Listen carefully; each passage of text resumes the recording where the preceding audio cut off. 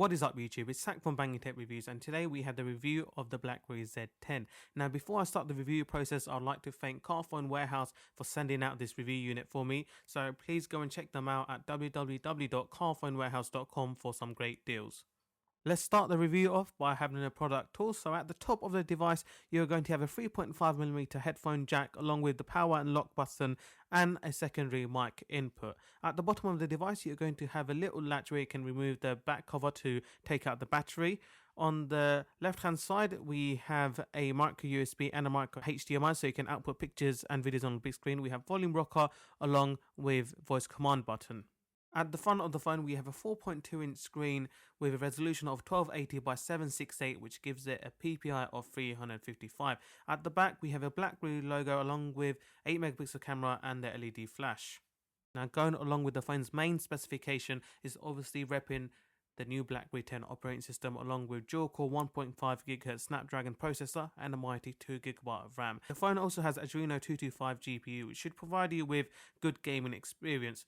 The Z10 is the first line of Blackberries to be sporting the new Blackberry 10 operating system. Now, this is really exciting times for Blackberry users and for RIM themselves. They have invented a new operating system which works really well with a touchscreen and QWERTY style handsets such as the Q10 and Q5, which is going to be released later on in the year. So guys, I've been playing around with this phone for about 2 weeks now, and I actually got really fond of the device. Now, the first thing you will notice is that there are absolutely no buttons. We have no home button, no back button, or no menu button. It's all done by gestures. Now, as you can see, the screen is 4.2 inches in size, and you can see there is a pretty large bezel around it. Now, whilst most companies are opting for a smaller bezel and slimmer design, Blackberry needed to have a larger bezel. That's because the Blackberry 10 is all about gestures. We don't have any home button. The way we will navigate through pages is by swiping, so we can swipe up and right or swipe up and left and other gestures to view different screens. Okay guys, one of the main reasons why Blackberry users love the Blackberry phones is because of emailing and texting. Now, this keyboard, on-screen keyboard, is one of the best keyboards I ever used on a phone. The spacing is so good. Typing is extremely accurate. The only reason I got some of the words wrong or mistyped is because I was actually viewing the screen through a viewfinder on my camcorder. But when I use it in real life basis, it's a really wonderful keyboard to use. Also, I'm not sure if many people do know, but there's a heat sensor underneath the screen, so if you type common words, they'll come up. It's not a swipe style keyboard. You have to go onto a word. So if you type in H, for example, and then how comes up, you just go on H and then swipe up, and then how will be typed along with thanks or hello or whatever you need to type.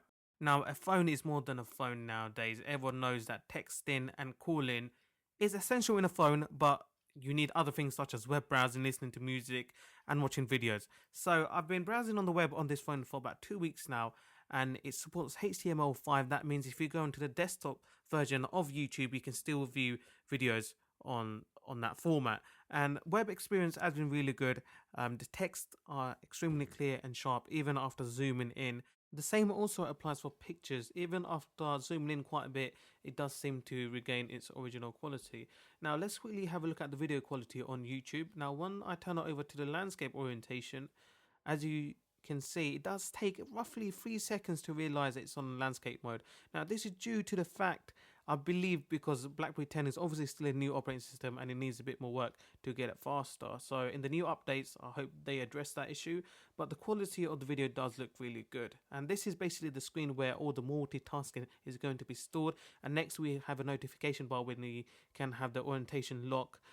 We can set alarm, do other things, etc. Turn Wi-Fi on and off. It's a little bit like Android and what Apple have decided to do in the new iOS. Okay guys, so let's go into the settings now. This is the main setting menus when we can change a lot of features of the phone, and let's go into display. So as you can see, we can turn the brightness up and down, and the screen does look still relatively good when it's at its lowest brightness. Now I have been using this phone for just about 2 weeks now, and I found one major advantage over Android, which I use at the moment. I'm currently using the Samsung Galaxy Note 2. That is the gestures on this. Now, usually on the Samsung, you have to press the home button or the back button. And when I started going back to my Note 2, I realized I was swiping the screen a lot more. Now, swiping the screen is actually a lot more easier. Well, that's in my honest opinion anyway. I think swiping the screen is much easier to switch between screens or closing the application, etc. Next thing you're going to see is the images I took with the built-in 8 megapixel camera.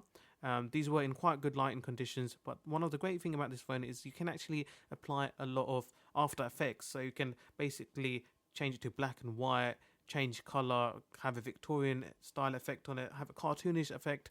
There are quite a lot of customizable options. You can also use a free transform tool, so you can make the image smaller, you can crop it, you can transform it. Now it's nice to have those features. You can basically add a little bit of flair to your pictures. The only problem with this camera is it's actually not very good at low light conditions.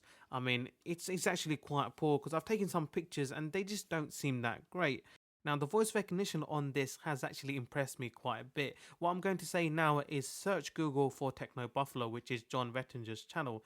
And as you can see, it came up on Google. The search came up as Techno Buffalo. It understood me without any problem at all. And believe it or not, that was my first attempt. So let's quickly go into the website and have a look at how the website looks and how the images are rendered. So as you can see, I'm connected to my Wi-Fi at the moment, and the pictures load up pretty quickly and everything looks sharp. When I zoom in, the text look really good. It just takes a little bit of time. Sometimes it does go black and it comes back on again. That's because it's going through the process of rendering the text and images. But as you can see, it looks pretty good. Scrolling is pretty smooth. It's not as fast as my Note 2, but it certainly isn't slow either. The user interface is extremely fluid and smooth. As you can see, the applications are stored in some sort of transparent square, which looks really nice. You can also add folders. So for example, if you have over 20 games, or if you have, multiple games on your screen, you can store them into a folder which holds up to 16 applications. So it just makes the user interface a lot more neater and a lot more organized.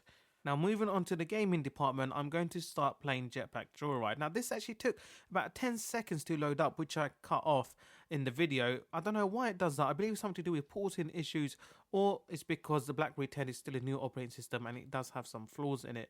However, once you start playing the game, as you can see, it is quite smooth and there seems to be no frame rate issues. But the only problem is actually starting up the applications, and I know Blackberries are usually quite slow in that department.